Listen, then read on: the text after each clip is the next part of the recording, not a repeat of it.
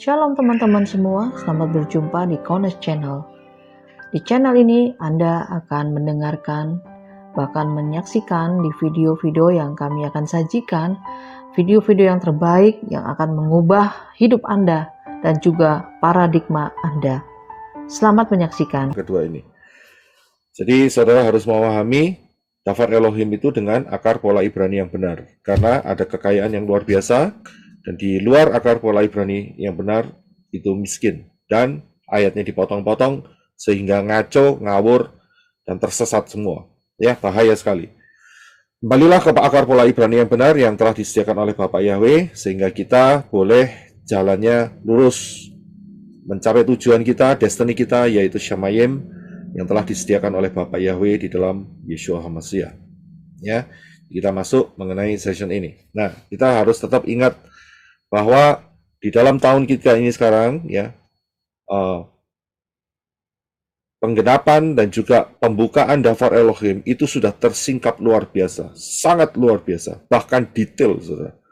Ya, dan kita bisa melihat dari Tanak, yaitu Torah, Nevi'im, Ketuvim, dan Berita Rasa, ya, Perjanjian Lama dan Perjanjian Baru, itu yang sering dikenal di sana, sehingga mungkin kalau ada yang baru mendengar, saudara baru tahu apa itu Tanak dan Berita Rasa. Di situ telah disingkapkan dari sejak kejadian permulaan penciptaan, ya, Shamayim atau sorga, sampai nantinya, ya, bumi ini dihancurkan dalam masa kiamat, dan kemudian ada pengadilan tahta putih, dan kemudian akan dipisahkan siapa yang namanya tidak tertulis dalam kitab kehidupan akan masuk di dalam lautan api, dan siapa yang tercatat dalam kitab kehidupan maka dia akan menempati Yerusalem yang baru atau bumi yang baru. Itu sudah ada semuanya, lengkap, ya, lengkap dan detail. Itu luar biasa. Karena itu dalam melihat kebenaran Dafar Elohim, jangan potong-potong ayat. Ya, penting sekali, saudara. Jangan potong-potong ayat. Karena begitu ayat dipotong dan dikeluarkan konteks dari konteksnya, maka saudara akan tersesat. Ya. Dan yang terjadi adalah banyak yang tersesat. Karena itu kita harus tahu cara membaca Dafar Elohim. Ya. Ini penting sekali. Ya, jangan cuma bisa dibaca, kemudian dipotong, kemudian dibuat doktrin. Itu salah besar. Ya, jadi kita harus paham akan hal itu. Kita sudah tahu apa itu Torah dan apa isi Torah. Kemarin kita sudah bahas mengenai hal ini. Saya hanya ringkasan saja apa itu Torah dan apa itu isi Torah. Torah itu adalah 5 kitab daripada Tanak. Ya, Tanak itu adalah Torah, Nevi'im, Ketuvim. Ya, Perjanjian Lama. Ya, saya tidak terlalu suka dengan kata istilah Perjanjian Lama karena pola pikirnya itu sudah lama begitu, ya, dan itu harus dibuang. Nah, itu masalah besar juga di dalam penggunaan kata yang salah. Ya, jadi yang betul adalah Tanak, Torah, Nevi'im, dan Ketuvim. 5 kitab utama dari Tanak. Yang pertama adalah Kejadian, Keluaran, Imamat, Bilangan, dan Ulangan. Bereshit, Shemot, Wayikra, Bemidbar, dan Devarim. Itu adalah Torah. Ya, itu adalah Torah. Kita kembali ke akar Ibrani. Jadi kita menggunakan istilah yang benar yaitu Torah, bukan Taurat. Ya, memang kalau Taurat itu dari serapan bahasa Arab. Ya, tapi ingat bahwa akar kita adalah Ibrani. Karena itu kita pakai penyebutan yang benar yaitu Torah. Ya, dan Torah itu mempunyai arti yaitu pengajaran. Ya, Torah sendiri itu artinya adalah pengajaran. Saya lihat Pak John angkat tangan. Kenapa Pak John? Sorry Pak, salah pencet. Oh, salah pencet. Oke. Oke, kalau gitu ya silakan dicabut kembali ya untuk salah pencetnya.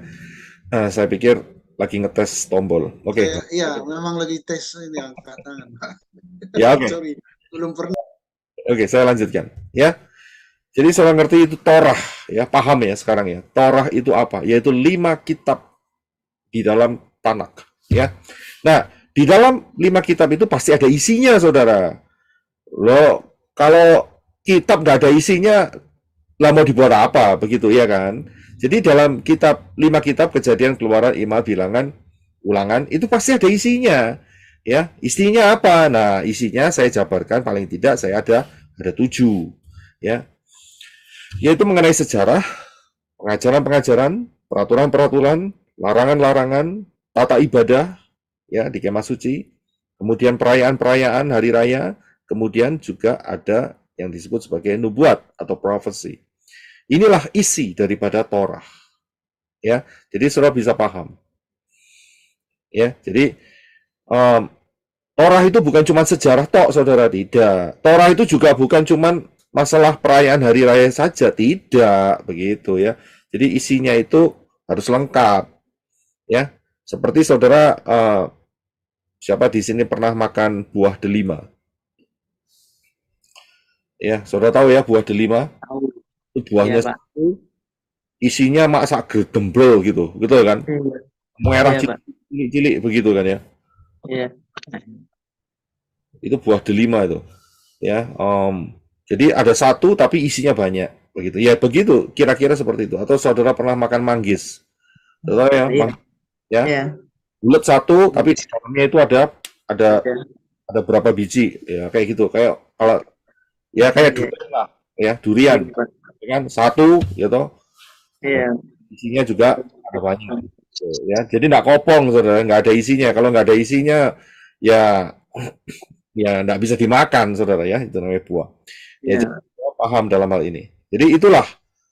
Oke. Itu adalah kulit bagian luarnya, sedangkan isinya apa? Ya, seperti itu, saudara ya. Sejarah, pengajaran-pengajaran, peraturan-peraturan, larangan-larangan, tata ibadah, perayaan-perayaan, hari raya, dan nubuat. Ya, sedikit sudah paham. Nah, saya berikan contoh kemarin, yaitu di dalam Ulangan 16 ayat 16. Di dalam ulangan ini dikatakan bahwa dalam 1 tahun harus 3 kali pergi menghadap Bapak Yahweh. Setiap laki-laki, ya, perhatikan, yang menghadap Bapak Yahweh itu laki-laki. Berarti yang laki-laki ini yang dinilai itu adalah laki-laki yang berusia 20 tahun ke atas. Ya, karena itu dianggap dewasa. Anak-anak dan kaum perempuan itu boleh, kalau mau menghadap boleh, kalau tidak juga tidak apa-apa. Ya, ya toh, jelaskan di sini. Dan 3 kali setahun itu adalah pada saat perayaan apa saja. Ingat, kita ada 7 hari raya yang ditetapkan Bapak Yahweh. Ada 7, tapi hanya diambil 3, yaitu roti tak beragi, kemudian hari raya Shavuot atau Pentakosta, dan kemudian hari raya Pondok Daun atau Sukkot. Itu wajib, ya. Menghadapnya di mana? Ya, menghadapnya kita sudah tahu tempatnya, ya, karena kita sudah bisa melihat, saudara, ya. Kita tidak usah meraba-raba lagi di mana ya, di Pekalongan atau di Lamongan, enggak perlu, ya, enggak usah meraba-raba, langsung kita tahu ya tempatnya, yaitu di Yerusalem, ya. Jadi kita sudah tahu pasti, ya. Nah, pertanyaan berikutnya adalah, kalau tidak menghadap Bapak Yahweh di Yerusalem, itu melanggar Torah atau tidak? Ya, jadi ini yang menjadi pertanyaan secara garis besar. Nah, pertanyaan ini harus dijawab dengan teliti, ya, dengan menggunakan timeline, ya, dengan menggunakan lini masa. Karena kita sudah bisa melihat dari, ingat loh, ya, yang saya jabarkan di atas, kita sudah bisa melihat seluruh perjalanan sejarah zaman. Ya, bahkan yang belum terjadi pun kita juga sudah bisa melihat mengenai anti Hamasiyah, mengenai kerajaan 1000 tahun, belum kejadian, tapi kita sudah bisa melihat. Karena kita punya daftar Elohim yang sangat detail dan bisa dipercaya 100%, ya, lengkap, bahkan 1.000.000%. Nah, untuk menjawab pertanyaan di atas, ya, apakah melanggar atau tidak, ya, kita harus melihat posisinya dulu di mana, ya. Nah, kalau posisinya sebelum kematian Yeshua, maka harus ditaati. Jadi kalau tidak mentaati berarti melanggar, begitu, ya. Amen. Kalau tidak mentaati, tidak mau ke Yerusalem, ya, berarti melanggar, ya. Jadi mereka harus pergi ke Yerusalem. Oke, saya mau stop sebentar di sini. Saya terpikir satu hal. Saudara tahu nggak, ada satu orang Goyim yang direkam di dalam Dafar Elohim dan dia pergi ke Yerusalem pada saat salah satu perayaan itu. Kira-kira namanya siapa? Bukan namanya siapa, kira-kira siapakah dia? Nggak disebut namanya. Orang Goyim. Orang Goyim zamannya Yeshua. Nah, itu aja. Berarti kalau orang Goyim zamannya Yeshua, saudara pasti nggak akan bisa menemukan di Tanakh. Menemukannya ada di Brit Kadasa. Saudara tahu kira-kira siapa itu? Orang Goyim yang pergi ke Yerusalem untuk mengikuti tata ibadah yang ditetapkan di Tanakh, di dalam ulangan tadi. Siapa? Silakan Sister Vivi, angkat tangan. Simon orang Kirene. Simon orang Kirene bukan. Bukan itu. Simon orang Kirene itu pasti orang Yahudi. Ya, terima kasih untuk jawabannya. Siapa lagi yang mau mencoba? Raise hand.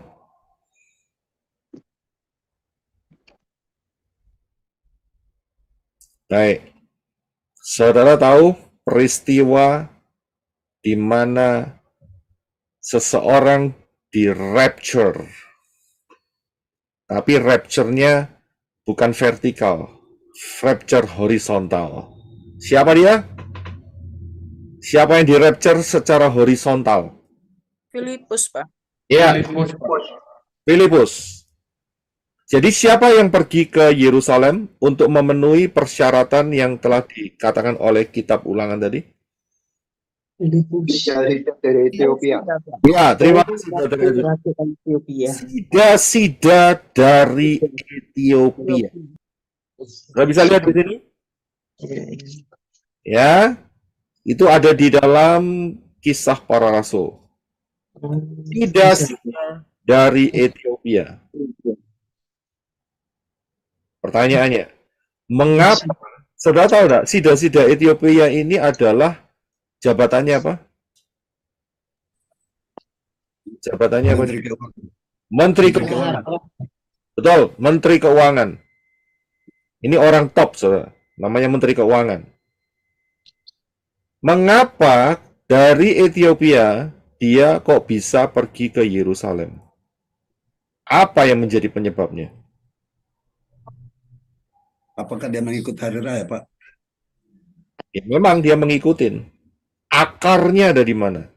Kok sampai dari Ethiopia dia Belani, tahu Belani? Tahu. Apa itu bahasa Bela-belain. dibelain, bayar harga, bela-belain. Padahal nggak ada pesawat terbang. Ya, pakai onta, pakai kereta, bulanan, saudara. Tapi dia harus datang tepat waktu di perayaan apa saat itu? Perayaan apa? Bukan, itu zamannya Yesus bangkit toh. Berarti roti tak beragi. Bukan Safira, Pak. Iya, itu perayaan roti tak beragi. Yeshua Berarti. tak beragi juga berdekatan dengan Shavuot. Jadi kira-kira di sini. Apa yang menjadi fondasi mengapa si Menteri Keuangan daripada Ethiopia ini, kerajaan Ethiopia ini, kok bisa ke Israel untuk merayakan apa yang dikatakan oleh Kitab Ulangan? Ya, silakan Brady. Akarnya di mana? Saya boleh coba jawab, Pak Roy. Ya, silakan. Ingin ketemu sama Yesua, ingin melihat Yesua. Oh ya tidak, dia belum kenal Yeshua loh. Tidak, karena saat itu kan diinjili oleh si Filipus, baru dia dibaptis, betul kan? Nah, sebelumnya dia nggak tahu dan dia Filipus ngomong dari naskah yang diambil dari kitab Yesaya. Arizona angkat tangan. Ya, Pak, saya mau jawab mungkin karena kunjungan Ratu Sheba dari Ethiopia waktu zaman Salomo, jadi dia mungkin mendengar berita mengenai hal itu. Terima kasih, tepat sekali jawabannya. Inilah sejarahnya yang dimulai dari kunjungan Ratu Sheba. Kita udah tahu Ratu Sheba itu dari mana? Dari Ethiopia. Ethiopia. Dan Ratu Sheba, dia terkesan dengan tata cara ibadah Torah yang luar biasa. Sehingga saat kembali ke Ethiopia, maka dia minta supaya disertakan orang-orang Lewi untuk melakukan tata ibadah kepada Bapa Yahweh di Ethiopia. Ini dia, saudara. Ya, luar biasa nggak? Jadi nama Yahweh itu tersebar sampai Ethiopia. Ingat loh, Ethiopia, saudara jangan mikir Ethiopia yang model sekarang. Ya, yang Muammar Gaddafi, ya, zamannya sekarang. Ya, Muammar Gaddafi itu masih lebih bagus. Zaman sekarang ambrol itu Ethiopia. Ini Ethiopia zaman dulu itu satu kerajaan yang super power. Ya, makmur. Jangan saudara lihat sekarang mah amburadul, saudara. Ya, Ethiopia itu adalah satu kerajaan yang cukup kuat, saudara. Ya, cukup ternama zaman itu, begitu loh. Ya, jadi itulah akarnya mengapa Sida-Sida ya dari Ethiopia ini dia pergi ke Yerusalem untuk beribadah di perayaan roti tidak beragi. Ya, jadi akarnya itu ada di sana. Saudara paham ya mengenai kata Sida-Sida? Belum tahu, Mak. Loh, belum tahu? Wah, ada yang mau coba jelasin nggak Sida?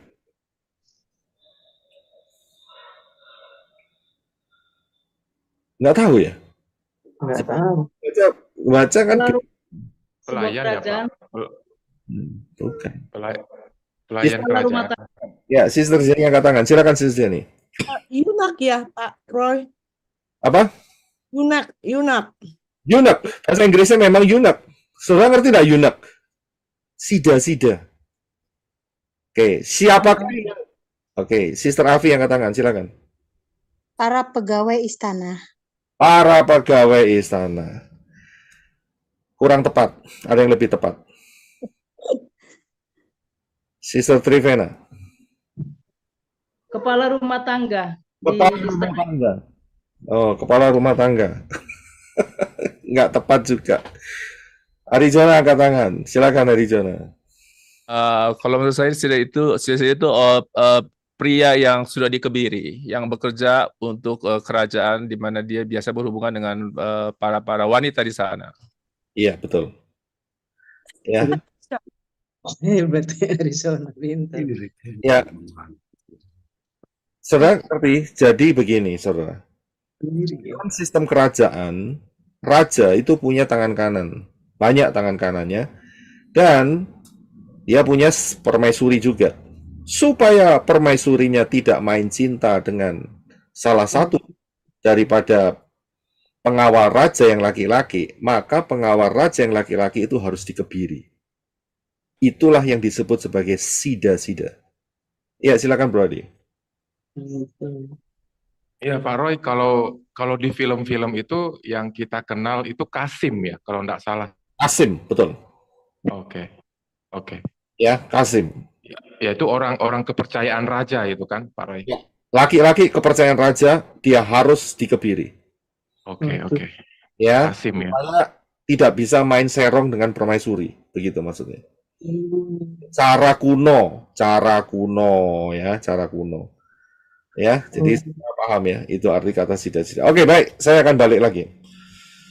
Ya, jadi sida-sida dari Ethiopia ini, dia beribadah loh. Dia percaya kepada Bapa Yahweh. Dia serius loh, melakukan apa yang dikatakan Torah. Luar biasa nggak, saudara? Luar biasa. Karena itu, dan peristiwa itu dia nggak tahu, di mana saat itu Yeshua udah mati di kayu salib.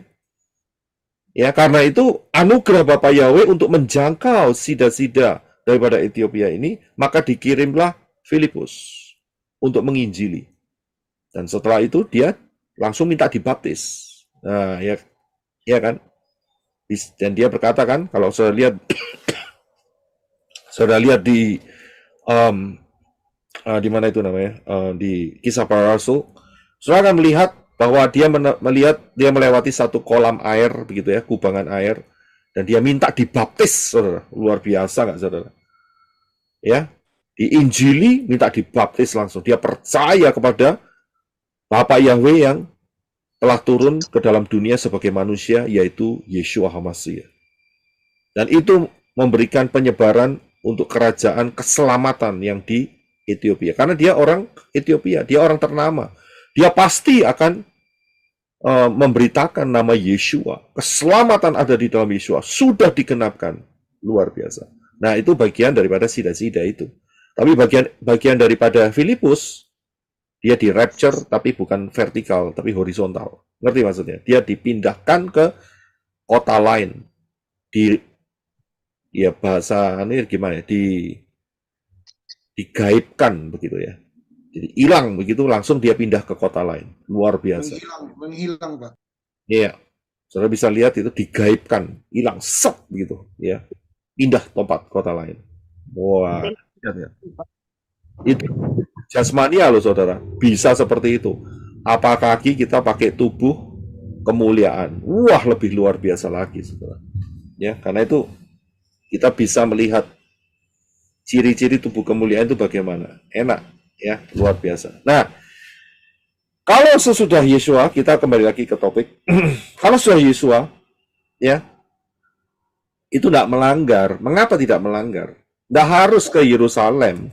Ya kalau saudara mau ke Yerusalem ya silahkan, tapi ya saudara membutuhkan 120 juta sampai 150 juta setahun. Karena setahun 3 kali. Tapi ya buat apa? Wong Yeshua sendiri ya sudah ngomong kok di dalam Yohanes 21. Ya.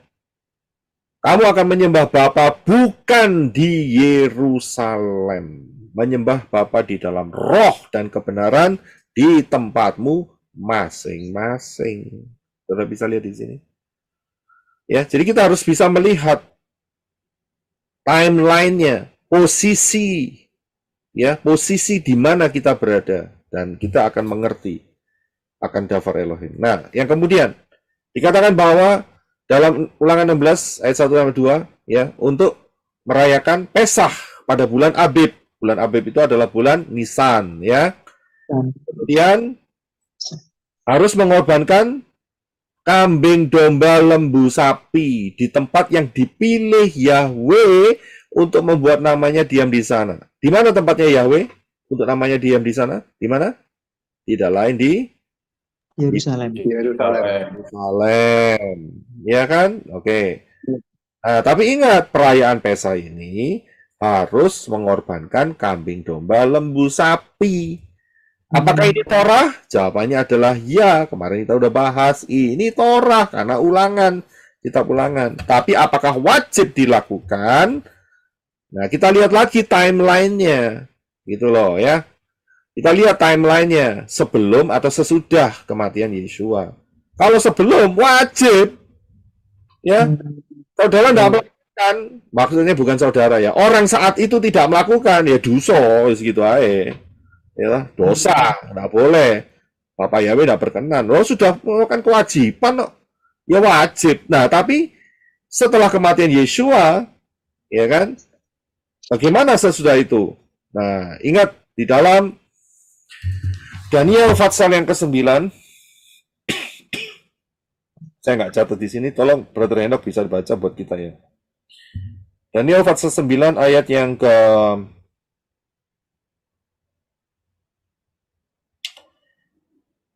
Daniel 9 ayat yang ke-27. Silakan.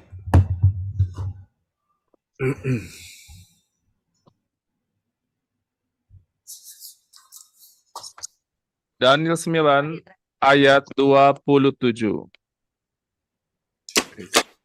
Oh yes, jelas kan? Okay. Dan dia akan meneguhkan perjanjian dengan banyak orang selama 1 pekan, tetapi pada pertengahan pekan itu, ia akan menyebabkan kurban dan persembahan sajian terhenti. Namun atas memuncaknya kekejian itu, akan datang yang membinasakan, bahkan hingga tuntas. Dan itulah yang telah ditetapkan untuk penimpa pembinasa itu. Ya, terima kasih. Ya, dikatakan bahwa pada pertengahan 7 masa itu, pertengahan Shemitah, ya, raja itu, Mesias itu menghentikan korban sembelihan dan korban santapan. Korban sembelihan dan korban santapan ini mereka menggunakan domba, kambing, lembu, sapi. Dihentikan oleh Mesias itu karena dia menggenapinya dengan darahnya sendiri. Inilah jawabannya. Ya, jadi saya bisa melihat. Stop, berhenti. Karena itu, sesudahnya bagaimana? Ya, sesudah kematian Yesua, ya dilarang keras untuk mengorbankan domba lagi. Tetapi perayaannya jangan dihapus, gitu loh. Perayaan Pesahnya tetap harus diperingati dengan sudut pandang yang benar. Tapi untuk hal penyembelihan domba itu tidak boleh dilakukan. Mengapa? Karena jelas di dalam Ibrani 10 ayat 4-6 ya, bahwa darah lembu, kambing jantan dan domba itu tidak bisa menghapuskan dosa, tidak bisa. Mustahil. Ya kan? Nah, kalau sampai tetap dilakukan, maka orang itu menghina pengorbanan Yesua di atas kayu salib. Ya, yang menganggap darah Yesua itu lebih rendah daripada darah binatang. Karena itu, orang yang hari ini melakukan penyembelihan domba sebagai pengganti darah Yesua, jawabannya cuma satu, yaitu mampus atau modar. Gitu ya. Nah, kenapa? Karena menolak darah Yesua. Karena darah Yesua dianggap lebih rendah dari darah domba. Itu kan kurang ajar itu namanya, ya kan? Lawang darah manusia kok lebih rendah dari darah binatang. Apalagi darahnya Yesua. Ya jelas penolakan kepada darah Yesua. Lah bagaimana untuk masuk Syamayim kalau tidak pakai darah Yesua? Bagaimana mungkin? Tidak mungkin. Ya, tidak mungkin. Ya, jadi orang bawa darah binatang dihadapkan pada Bapak Yahweh untuk masuk Syamayim, ya langsung ditendang, ya tidak berlaku. Sudah bisa lihat, loh padahal tertulis di dalam Torah loh Pak, iya memang, tapi kan kita lihat timelinenya begitu loh, ya kan. Jadi kalau orang tetap menolak darah Yesua, ya berarti dia sudah tanda tangan kontrak untuk mampus gitu loh. Ya, untuk modiar di mana di lautan api. Ya. Mau masuk pakai darahnya siapa? Kan nggak ada. Darahnya sendiri ya tidak mungkin darahnya berdosa.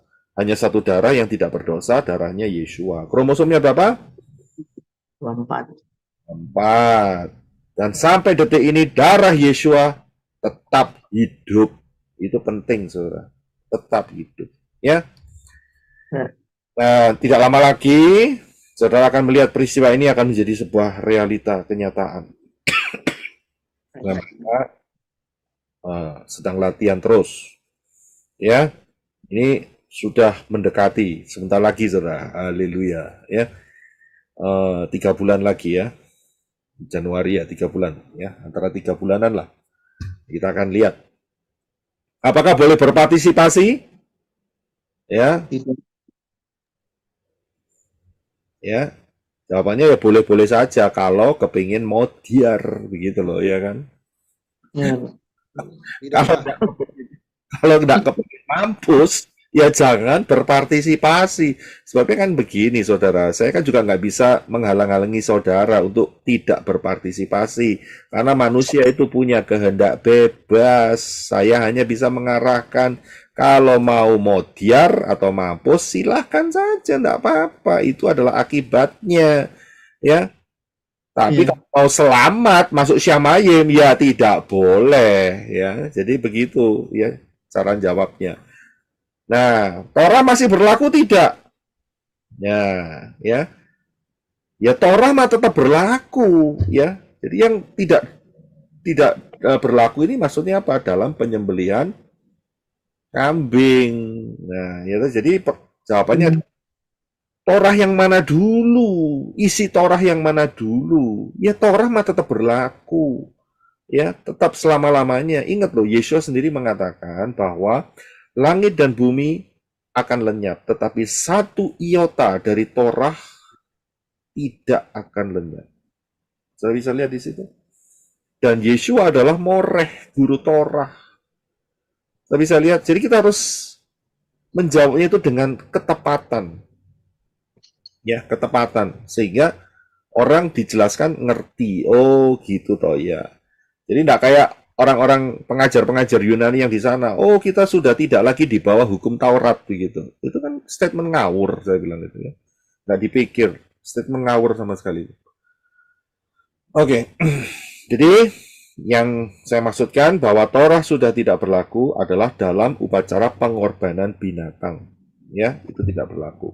Jadi jangan sampai saudara salah tanggap ya, yang melihat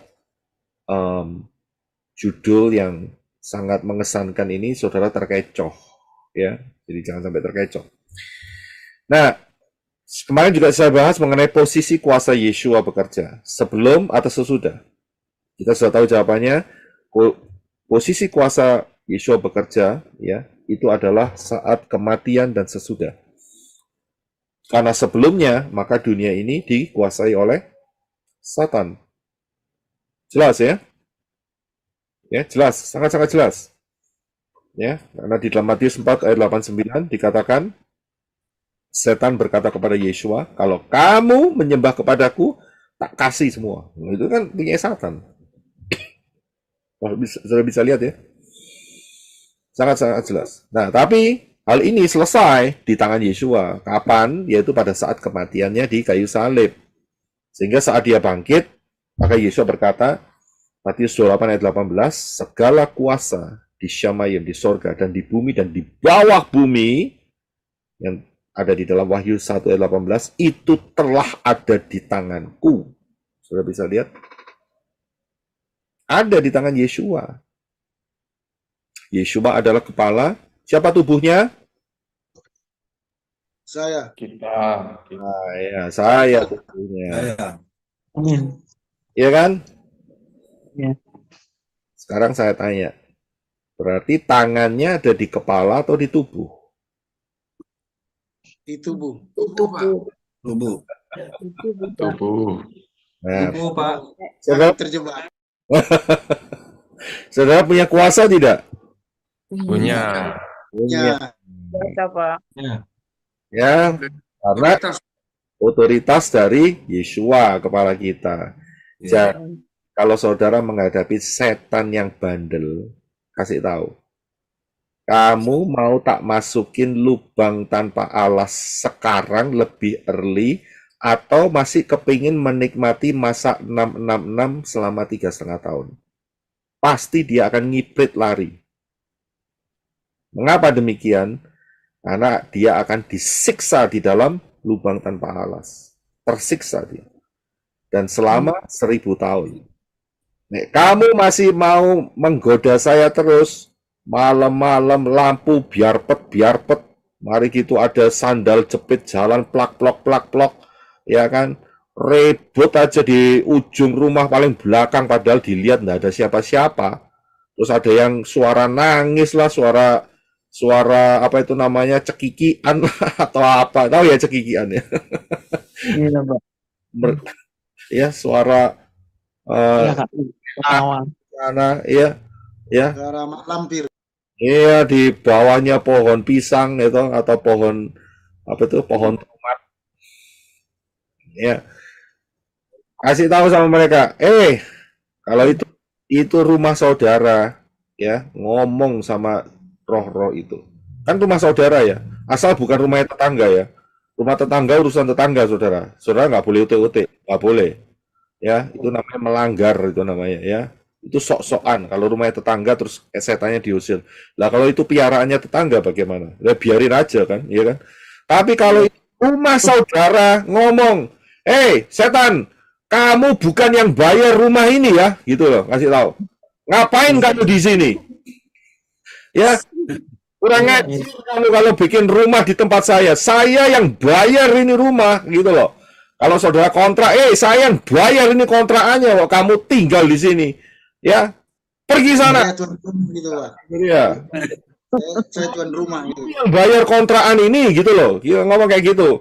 Ya, emangnya kamu yang bayar cicilan rumah ini, gitu. Kok mau mampir di rumah saya? Pergi, nggak mau pergi. Oke, kamu nggak pernah pergi. Tak suruh loh malaikatnya, kerubimnya Bapak Yahweh, untuk supaya nangkep kamu masuk dalam lubang tanpa alas. Nah, ngiprit sih dia. Saya paling terakhir itu, Pak. Kenapa? Kalau saya langsung suruh malaikat Bapak Yahweh, para kerubim Bapak Yahweh buang mereka ke lubang api tak beralas, Pak. Soalnya terlalu mengganggu banget. Mending dibuangin aja. Saudara, ya, Jauh sekali. terserah. Ya, tapi saudara, inti saya adalah saudara punya kuasa. Amin. Saudara bisa lihat untuk ngusir setan. Ingat loh, kuasa ini bukan untuk menguasai manusia, bukan. Iya. Karena jelas dikatakan di dalam Efesus pasal 6.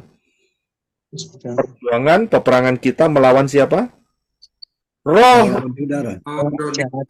darah, bukan melawan darah dan daging. Ya, jelas. Firman Bapak Yahweh itu luar biasa, jelas, precise sekali. Ya, jadi boleh kalau roh itu mengganggu, ya kan? Kasih tahu. Ya, saya lagi doa kapan hari tiba-tiba muncul sosok saudara. Wih, kaget saya. Ya kan? Wih, ganggu. Enak-enaknya lagi sembahyang diganggu. Langsung tak sindir gini aja. Mau tak kasih pilihan nggak? Ngiprit langsung hilang. Ya, dia sudah ngerti omongan saya mau arahnya kemana. Ya. Dia udah tahu dia, Pak. Makanya lari dulu dia. Dia udah kenal. Menghemat waktunya 3 tahun setengah itu. Dia masih kepingin enjoy 3 tahun setengah sebelum rame-rame dijebloskan masuk di dalam lubang tanpa alas. Ya, jadi paham ya. Oke. Itu kuncinya di situ. Kita ada kuasa dari Yeshua HaMashiach. Ya, dan saudara diberi kuasa untuk menghalau. Dan dikatakan bahwa di dalam Mazmur malaikat-malaikat Bapa Yahweh berkemah di sekeliling orang benar. Ya. Ya. Haleluya. Jadi kuasa Yeshua itu bekerja saat kematian dan sesudahnya. Sebelumnya, ya tidak bekerja. Belum saatnya. Karena darah yang ditumpahkan adalah darah binatang. Setan mah nggak takut sama darah binatang. Ya, nggak takut. Mana takut? Pernah kapan hari ada orang yang kerasukan karena dia punya ilmu. Di Amerika sini, saudara, orang Indonesia. Dia manifestasi, terus kemudian ya tetangganya ketakutan, dia taruh sapu lidi di depan rumahnya. Nggak takut. Sapu lidi. Setan model apa diusir sama sapu lidi?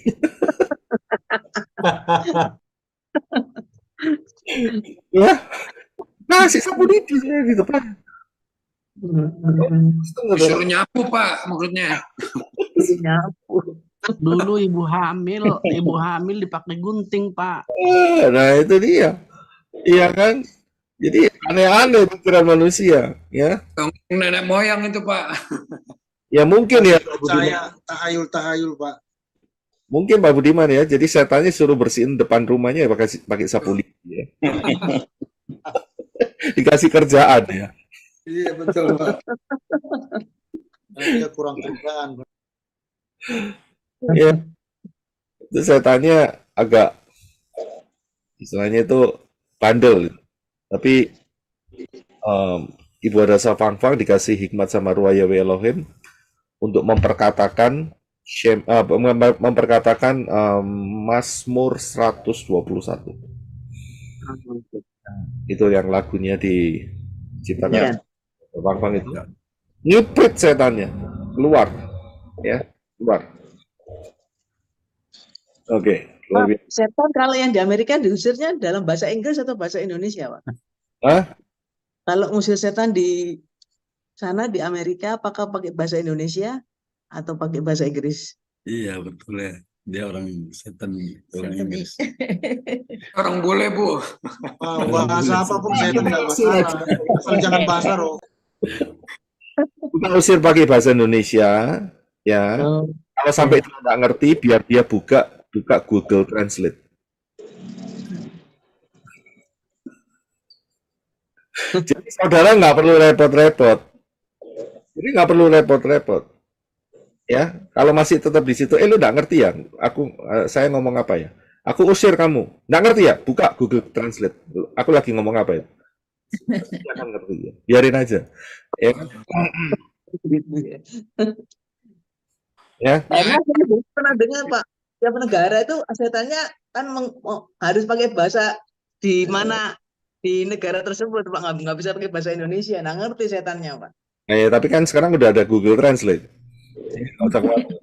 Punya laptop atau handphone Pak ada setannya Pak ya?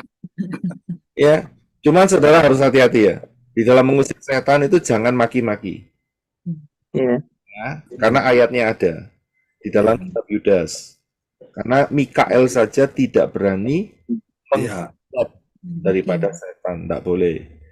Ya, usir saja dengan kata-kata yang baik saja. Iya. Ya kan, nggak usah istilahnya itu digojlok, digojlok ya. Wajar Pak ya, sesuai firman Pak ya. Ya, apa yang diajarkan firman kita lakukan, dia pasti pergi. Ya. Berarti tingkatan setan itu ada juga ya? Lo jelas pasti ada. Tingkatan itu pasti ada. Ya, ada levelnya, ada jenis-jenisnya. Ya, jadi kenapa kok saat kita doa minum darah Yeshua itu saya sebutkan darah Yeshua itu untuk memprotek kita dari segala serangan roh-roh jahat. Haleluya. Ya, amin, amin. Ya, ayatnya ada di mana? Ayatnya gampang. Ayatnya itu ada di Wahyu pasal yang ke-12. Wahyu 12. Ya. Oh buka, Wahyu 12 itu kan sudah saya jelaskan di sini. Iya. Ya, Wahyu 12 kan dikatakan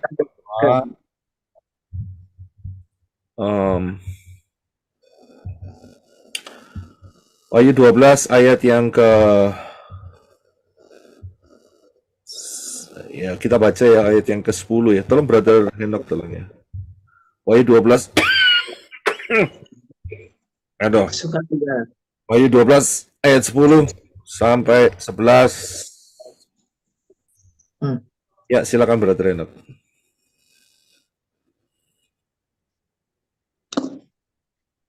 Dan 11. Ya. Dan aku mengambil kitab kecil itu dari tangan malaikat itu. Wahyu 12. Wahyu 11. Wahyu 12, 11. Kuasa dan kerajaan kita. 12 ayat 10.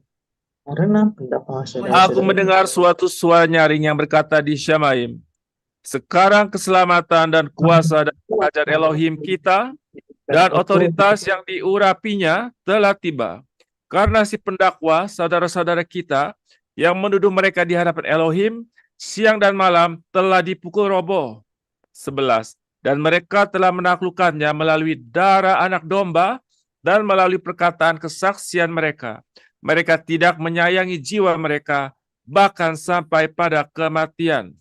Iya, haleluya. Sudah bisa lihat di sini? Terima kasih. Jadi saya bisa lihat di sini, siapa yang mengalahkan setan? Darah Yeshua HaMashiach. Mengapa? Kita mute sebentar ya. Jadi background saudara terlalu kencang di sini. Darah Yeshua lah yang menghancurkan kekuatan setan. Karena satu, darah Yeshua itu kromosomnya 24. 2, ya, darah Yeshua itu hidup sampai sekarang. Nah, bagaimana cara mengaktifkannya? Ya, cara mengaktifkannya ya Kan sudah ngomong di dalam Yohanes pasal yang ke-6. Ya kan, darahku adalah benar-benar minuman. Ya minuman gitu loh. Ya diminum. Oh, iya iya iya. Ya. Mana?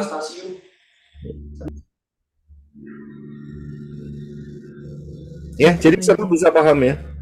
Cara mengaktifkan darah Yesua. Ya kalau nggak mau minum ya diterobos sama si setan. Ya. Jadi saudara bisa paham di sini. Ya. Pak Budiman mau bertanya sesuatu?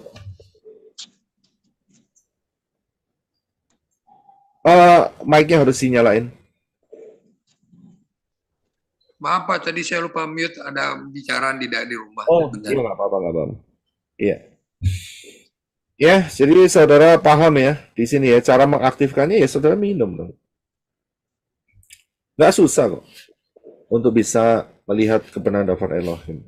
Ya, nah kemudian jadi kalau kita melakukan seder Pesah itu berarti ya kita tidak melakukan sih ya orang-orang yang di luar sana, bukan kita ya. Orang-orang di luar sana kalau melakukan seder Pesah itu berarti menempatkan dirinya ya, karena seder itu adalah artinya order ya, perintah ya, peraturan, perintah ya. Jadi saat melakukan perintah daripada Pesah itu sebetulnya yang mereka lakukan adalah menempatkan posisi mereka sebelum kematian Yeshua. Ya, jelas dari sisi posisi jelas sekali.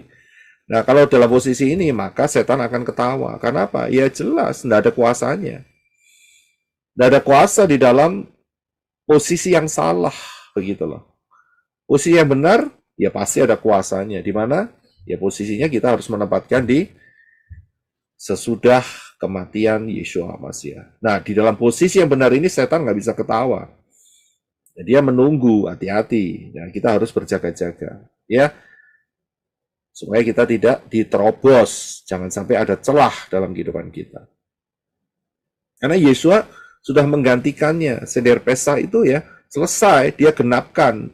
Dan dia ngomong dengan murid-muridnya, cawan ini adalah perjanjian yang baru di dalam darahku. Nah itu dia, bukan darah binatang lagi. Ya, sudah menjadi realita. Jadi dalam posisi yang benar kita harus melakukan yang benar. Disinilah protection Yeshua, darah Yeshua itu bekerja dengan optimum. Ya. Jadi kalau mau makan cuma setahun sekali ya ini dia saudara ya. Ya yang sebelah kiri itu saudara gambarnya ya. Mau bertumbuh dengan sehat baik ya makan tiap hari ya. Jadi yang sebelah kiri kemarin saya katakan adalah tipe-tipe orang yang kandidat modiar atau kandidat mampus. Ya. Jadi saudara sendirilah yang memutuskan mau jadi kandidat modiar atau mampus atau mau jadi yang sehat yang bisa mengalahkan roh-roh jahat. Ya. Oke. Nah, saya akan lanjutkan. Bagaimana cara melihat Tanak, Torah, Nevi'im, Ketuvim dengan benar? Bagaimana caranya? Ya, siapa yang mau jawab pertanyaan tadi? Angkat tangan dulu aja. Satu-satu. Sister Trivena, silakan. Ya, mengikuti cara hidupnya Yeshua. Cara mengikuti. Oke, terima kasih. Ya, kita tampung dulu. Pak Desmond, silakan, Brother Desmond. Minta diarahkan oleh Ruah Yahweh Elohim, Pak. Minta diarahkan Ruah Yahweh Elohim. Oke, terima kasih. Kita tampung. Ada lagi yang mau mencoba untuk menjawab bagaimana cara melihat? Sister Rica, silakan. Baik Pak, seperti yang Pak Roy jelaskan itu kita harus melihat dari sisi timelinenya. Kalau sekarang kita kan posisinya di zaman setelah Yeshua meninggal. Ada beberapa tulisan di dalam Tanakh itu yang memang sudah digenapkan oleh Tuhan Yeshua, sehingga itulah yang harus kita lihat seperti itu, Pak. Ya, oke, terima kasih Sister Tite, kita tampung ya. Tadi angkat tangan siapa lagi? Sister Connie, nanti setelah itu Sister Kesia. Silakan Sister Connie. Tadi hampir sama dengan Bu Rita. Hampir sama. Jawaban saya. Oke, ya, terima kasih untuk menjawab. Ya, oke, silakan Sister Kezia, setelah itu Sister Maya. Sesuai dengan apa yang diajarkan Yeshua HaMashiach ya, dengan dua hukum yang utama dan terutama, kasihlah Yahweh Elohimmu dengan segenap hatimu, dengan segenap jiwamu, akal budimu, dan kekuatanmu, dan kasihlah sama manusia. Nah, ini hukum yang kedua ini sudah termaksud semua dalam ke hukum Torah itu sendiri. Oke, ya, kita tampung. Terima kasih Sister Kezia. Sister Maya, silakan. Dengan merayakan perayaannya dengan melakukan perjamuan Yeshua, jadi mengenang pengorbanan Yeshua pada hari-hari raya itu. Terima Oke, kasih. ya, terima kasih, terima kasih. Ya, jadi saya tampung dulu untuk setiap jawaban-jawaban saudara. Jadi pertanyaannya adalah bagaimana cara melihat Tanak dengan benar. Tanak itu ya Torah, Nevi'im, Ketuvim, ya. Dipaham ya, Tanak itu Torah, Nevi'im, dan Ketuvim. Bagaimana cara melihatnya dengan benar? Ya, cara yang paling benar untuk melihat itu tertulis di 2 Korintus 3, 14-16. Silakan Brother Reno.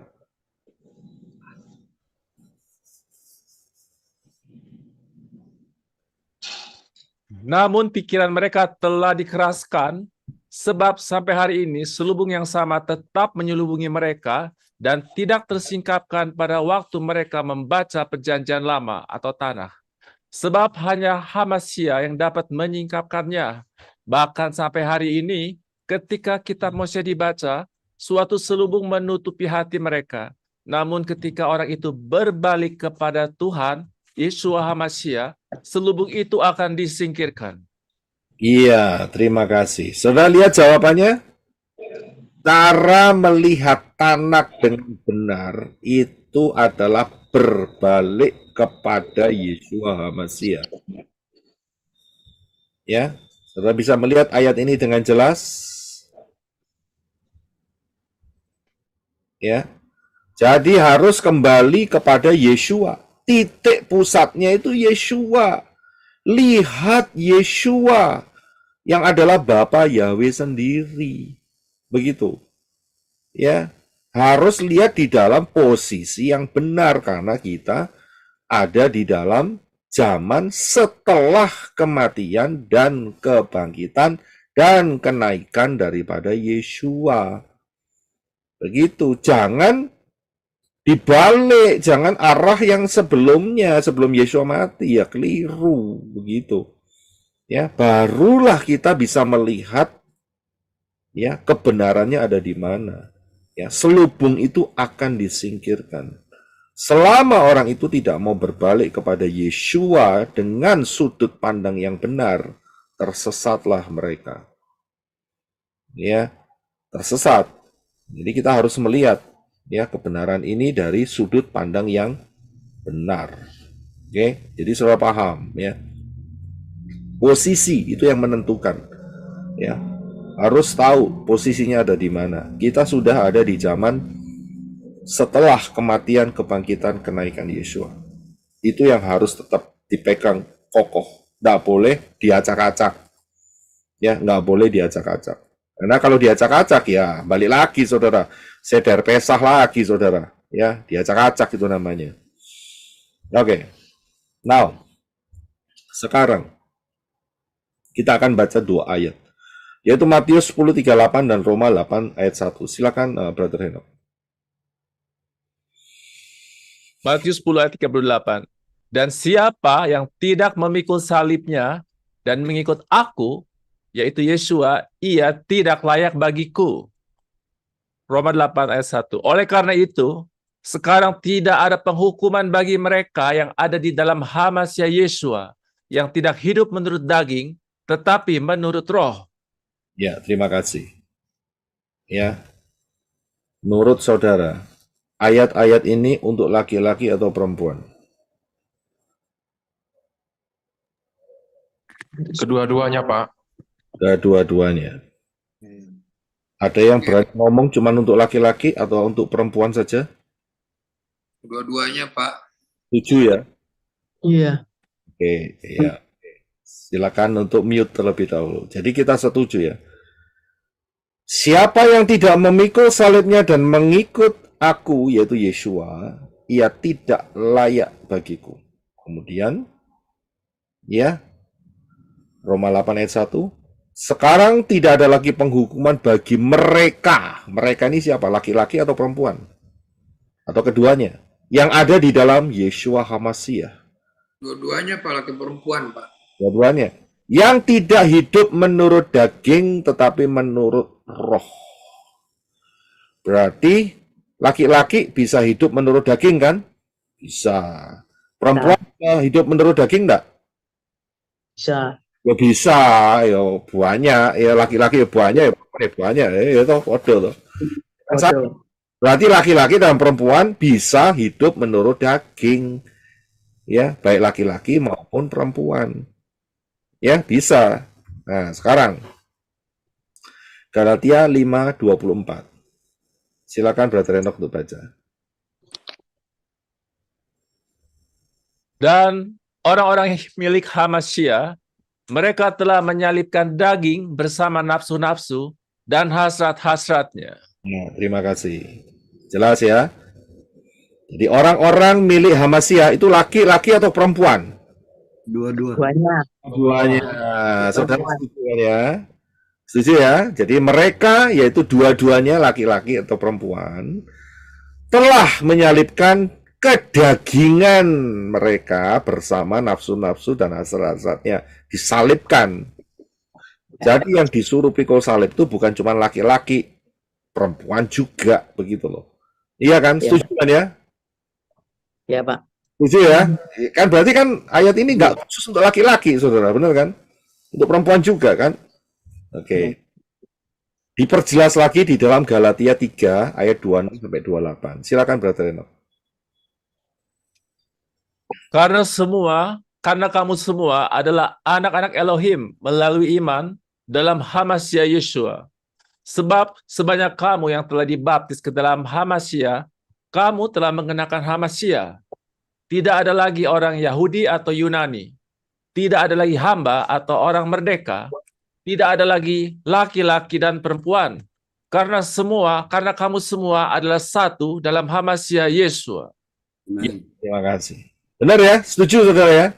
Setuju. Ya. Setuju ya? Saudara? Setuju. Sangat-sangat setuju. Setuju. Bukan khusus untuk laki-laki. Ya? Benar Pak. Ya? Benar Pak. Ya Pak. Ya, benar ya? Oke. Benar. Saudara sudah mengatakan sendiri benar. Sekarang pertanyaannya adalah sunat itu untuk laki-laki atau perempuan? Laki. Laki Pak. Oke Pak. Loh. Benar tanya.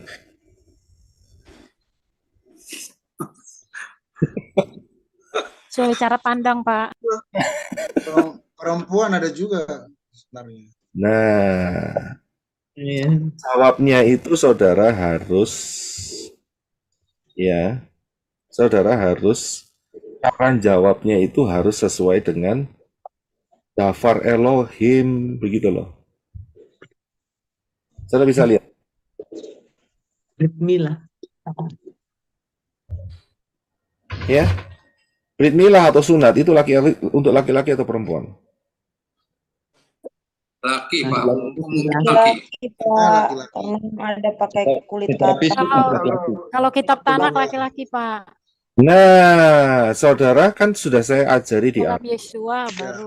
bahwa kita ini harus melihat Dafar Elohim itu dari kejadian penciptaan Syamayim sampai nanti kiamat, sampai nanti Yerusalem yang baru. Jadi saudara harus betul-betul paham. Ini banyak yang jadi kontroversi di sini. Sunat atau brit milah untuk laki-laki atau perempuan? Jawabannya kita kan sudah ada ayatnya, Kolose 2 ayat 1. Silakan Brother Enoch. Di dalam Dia, kamu telah disunat dengan sunat yang tidak dilakukan oleh tangan, tetapi dengan penanggalan tubuh dosa secara lahiriah oleh sunat Hamasyah. Ayat ini terima kasih. Ayat ini berlaku untuk laki-laki atau perempuan? Semuanya. Dua. Keduanya. Nah, berarti perempuan disunat dong. Iya. Hatinya. Nah, Sunat hati, Pak. Jalan tubuh yang lama, Pak. saudara bisa lihat di sini. Saudara bisa paham maksud saya? Apa yang menjadi maksud Dafar Elohim? Ya. Sunat itu adalah untuk gambaran penanggalan kedagingan. Saudara bisa lihat. Tapi ayat-ayat yang saya tampilkan tadi, Dafar Elohim tadi, mengatakan kedagingan itu juga miliknya perempuan.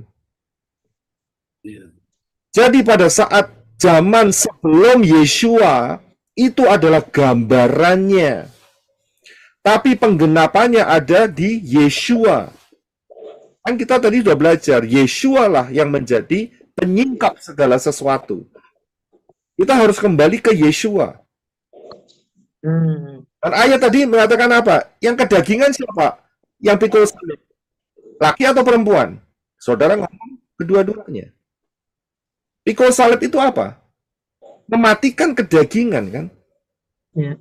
Kita bisa lihat di sini. Jadi kedagingan miliknya siapa? Ya milik laki, ya milik perempuan.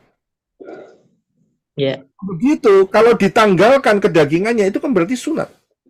Brit milah.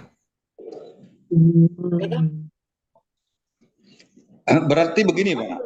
Kalau cuma diambil yang laki-laki tok yang harus disunat, berarti yang laki-laki yang pikul salib tok. Berarti yang di Syamayim tidak ada yang masuk perempuan. Mau nggak? Mau, Pak. Maaf, Pak.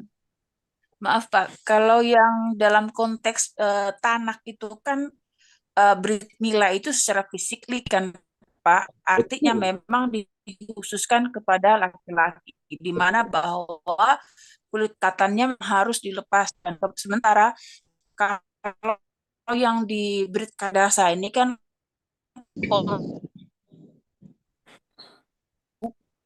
Bukan Rafia dilepas, untuk dipotong. pelepasan Al-Quran memang disunatkan melalui surat Yeshua. Iya. Jadi yang ditanak itu adalah gambaran. Kedagingan itu harus dipotong. Itu gambarannya ditanak. Kenyataannya, kita ini bukan lagi hidup di dalam gambaran. Kita ini hidup di dalam realita. Bahwa kedagingan itu bukan cuma milik laki-laki saja. Betul kan? Betul. Kan juga kedagingan adalah milik dari perempuan juga. Iya, Pak. Dan Yeshua mengatakan, kalau kamu tidak pikul salib, kamu tidak layak. Berarti kalau Brit milah itu tetap dilakukan dengan nilai laki-laki saja, maka dianggap yang dipotong kedagingannya hanya laki-laki. Yang hanya bisa pikul salib adalah laki-laki. Perempuan tidak bisa pikul salib. Dan kalau perempuan tidak bisa pikul salib, Yeshua mengatakan perempuan tidak layak bagi aku. Mau seperti itu? Tidak. Mau. Kalau nggak layak berarti yang perempuan semua tidak akan masuk Syamayim. Betul kan? Kasihan lah perempuan. Nah, jadi kita harus melihat dari posisi sudut pandang yang benar. Saya bisa lihat di sini. Semuanya harus disingkapkan melalui Yeshua. Kan tadi sudah jelas dikatakan. Iya kan? Penanggalan tubuh, penanggalan keinginan kedagingan, yaitu sunat Hamasyah. Jelas. Kalau sunat Hamasyah itu berlaku untuk siapa? Laki-laki atau perempuan? Laki-laki, Pak. Dua-duanya. Karena dua-duanya memiliki kedagingan. Kalau kedagingan saudara nggak disunat, nggak dilepaskan, saudara nggak layak loh masuk Syamayim. Bisa dipahami? Berarti, ya, gini Pak Roy. Ya, berarti pelaksanaan di waktu sebelum penebusan Yeshua Hamasyah ini, di Tanak ini, beban itu banyak di laki-laki ya? itu sebagai gambaran. Gambarannya. Ya, sebagai gambaran daging itu ada di laki-laki. Ya, mengapa saya katakan seperti demikian? Perhatikan, yang berdosa itu Adam atau Hawa. Hawa. Memang dua-duanya berdosa. Kedua. Untuk membuat seluruh dunia ini jatuh dalam dosa, itu Hawa atau Adam? Hawa, Pak. Hanya satu manusia orang berdosa. Hanya satu manusia orang diselamatkan. Yang dikenal Adam. Orang selalu bilangnya Adam. Sebagai Karena satu penanggung manusia jawab. orang berdosa, Pak. Oh, Satu manusia orang Karena diselamatkan. penanggung jawabnya Adam dia. Ya. Adam. Karena itu Yeshua disebut sebagai Adam yang kedua. Kita harus tahu konsep ini. Ya, kita harus tahu betul-betul konsep yang satu ini. Bahwa sejak zaman Adam sampai kematian Yeshua, ya, kedagingan itu diarahkan ke laki-laki. Dan itu harus dipotong, harus disalibkan. Kalau tidak disalibkan, tidak layak masuk Syamayim. Ada. Ya, silakan Sister Rica. Maaf Pak, kalau untuk Brit Mila ini kan setelah zaman Tuhan Yeshua ini kan, apakah masih boleh dilakukan untuk laki-laki ataukah seperti apa Pak? Supaya clear gitu Pak. Ya. Jadi di dalam hal Brit Mila ini kita harus lihat ada sudut pandang yang dilakukan oleh orang-orang Yahudi yang mengatakan kalau tidak disunat maka tidak diselamatkan. Itu ditentang oleh Rabi Saul. Ya, saudara harus tahu ditentang. Jadi urusan Brit Milah dan keselamatan itu tidak ada hubungannya sama sekali. Ya. Boleh-boleh saja untuk kesehatan saudara di Brit Milah itu nggak masalah untuk yang laki-laki. Tapi sudah tidak punya meaning. Saya kasih tahu, tidak punya meaning di dalam zaman setelah kematian dan kenaikan Yeshua. Brit Milah secara fisik tidak punya meaning apa-apa. Tidak punya arti sama sekali. Nggak ada. Jelas dikatakan. Ya, saya akan bukakan ayatnya ya. Tunggu sebentar ya. Pak, tolong di-mute dulu, Pak. Suara Bapak putus-putus, Pak. Ini. Oh, tolong semua mute dulu ya.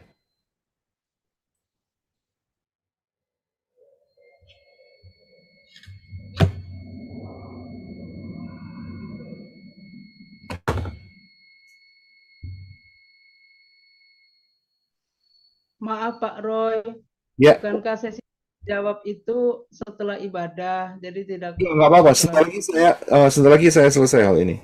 Nanti setelah itu nanti akan ada pertanyaan, tanya jawab, nggak masalah. Ya, sebentar lagi saya akan selesaikan hal ini. Ya, jadi nanti saya akan berikan saat tanya jawab ya, masalah ayat itu ya. Jadi dalam hal ini, ya, masalah sunat di dalam posisi setelah kematian dan kebangkitan Yeshua itu tidak ada meaningnya sama sekali, tidak ada. Ya, dan sangat jelas sekali dikatakan oleh Rabi Saul. Jadi saudara harus hati-hati ya dengan pengajaran yang tidak sesuai dengan pola tempat yang benar ya, posisi yang benar. Sedikit lagi mengenai makanan. Ya, nanti kita kembali ya dalam sesi tanya jawab ya mengenai Brit Milah. Mengenai makanan, saya yakin saudara nggak ada masalah karena kita sudah mempunyai ketegasan dan keteguhan hati ya untuk menghindari semua makanan-makanan yang tidak sesuai dengan keinginan daripada Bapak Yahweh. Ya, sudah jelas ya. Tidak ada masalah. Kemudian ya, Torah juga jelas mengatakan bahwa tidak boleh ada yang namanya poligami atau poliandri. Ya, kemudian pernikahan sejenis itu dilarang. Ya, jelas sekali oleh Torah. Mengapa mereka di luar sana terjadi pernikahan sejenis, itu karena mereka menolak Torah. Perhatikan, orang menolak Torah itu berarti levelnya sama dengan binatang. Beast. Ya. Binatang, menolak Torah, menolak pengajaran, ya, level orang itu adalah binatang, beast. Ya. Jadi kalau mau masuk di dalam rencana Bapak Yahweh harus memperhatikan Torah dan isinya, ya, sehingga kita terselamatkan. Ada lagi yang juga mengatakan, ya, bagaimana kalau saat perempuan datang masa periodnya, ya, saya pernah ditanyain, apakah boleh makan tubuh Yesua dan minum darahnya? Nah, ya silahkan, nggak ada masalah. Ya, kalau dilihat dari Tanakh, ya jelas tidak boleh. Orang yang mengeluarkan lelehan tidak boleh masuk ke dalam Bait Elohim, karena dia najis, ya kan? Saudara masih ingat satu peristiwa di mana Yesua dijamah sit-sitnya oleh perempuan yang mengalami pendarahan selama 12 tahun. Ya. Zaman sebelum Yesua mereka najis, tapi zaman sekarang ya tidak lagi. Sudah tergenapkan di dalam Yesua. Saudara bisa lihat, ya, ini masalah kebersihan, higienis, ya, kesehatan kebersihan. Jadi nggak ada masalah untuk orang yang sedang, bagian perempuan yang sedang mengalami masa periodenya untuk makan tubuh Yesua dan minum darahnya. Itu tidak mengefek apa-apa, ya, tidak ada hubungannya. Bahkan saudara akan terus diperkuat, ya, kerohanian saudara dengan makan tubuh Yesua dan minum darahnya. Puji Bapak Yahweh, hari ini kita sudah hampir mencapai 6.000 tahun, karena itu sudah jaga-jaga, karena sebentar lagi akan rapture, ya. Kita sudah masuk dalam 3,5 tahun Shekel Shemitah yang pertama. Pelajari di dalam Haikalah 2026, jangan remehkan. Jika waktunya tidak diperpendek, maka manusia tidak akan ada selamat. Karena itu Bapak yang menyelamatkan saudara, waktunya terus akan diperpendek. Pelajari di dalam rahasia 1290 hari, 1035 hari, ya, mengenai kapan rapture akan terjadi, dan dari pola itu kita temukan bahwa rapture akan sangat kemungkinan terjadi di tahun 2025 akhir atau 2026 awal. Ya, karena itu masuklah di dalam keselamatan yang telah disediakan oleh Bapak Yahweh dalam Yeshua HaMashiach, dan setelah itu masuk dalam baptisan, pembaharuan, ya, kemudian ikutin apa yang menjadi isi hati daripada Bapak Yahweh, belajar pola Ibrani yang benar, yaitu Tanakh dan Brit Kadasa. Kemudian berjalanlah dengan Ruach Yahweh Elohim, ya, berjalan dengan Ruach Yahweh Elohim sampai rapture terjadi. Siapa yang membutuhkan baptisan pembaharuan, saudara bisa screenshot dan saudara bisa menghubungi sehingga saudara bisa dilayani. Terima kasih teman-teman semua yang sudah menyaksikan video ini. Sukses besar untuk kita semua. Bapak Yahweh memberkati. Haleluya. Amin.